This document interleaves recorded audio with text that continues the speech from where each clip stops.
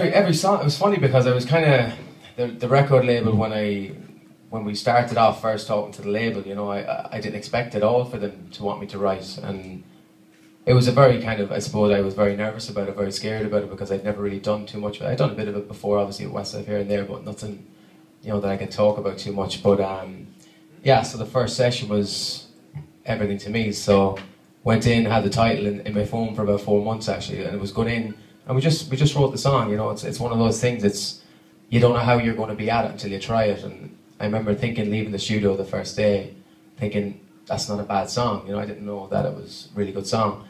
So the label, then the president of the label rang me a couple of days later and said, "This is really, really good. You know, it's a really, really good song." And I was like, "All right, okay, cool. We're going to book more sessions for you. We're going to put you in with more people."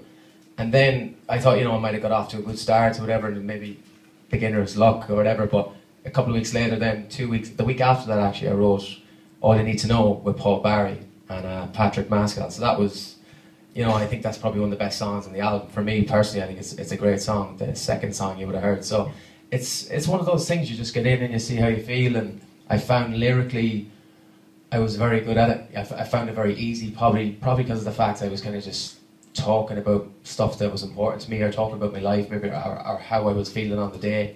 And I think melody-wise, you know, I find that easy enough, to be honest. It's kind of like you've sing 500 songs and stuff your whole life. You have a lot of melodies going on in your head and lots of ideas and stuff like that. But I was surprised lyrically how how comfortable I felt doing it, because I felt like I was getting lots of compliments every session I was doing, and I thought, okay, maybe I can do this, you know. And I didn't know, because you hand it to the label. I don't want to decide whether my songs are any good or not. It's up to the record label. That's their job to tell me if it's a hit or not, you know. So, but I was getting, you know, every kind of 2 out of 3 sessions were good, you know, and getting good reaction back from different people. So, but I learned a lot, you know. I got to write with some very famous writers. I got to write with some very unfamous writers, and I got good songs out of both. Probably more songs out of people that were younger and up and coming.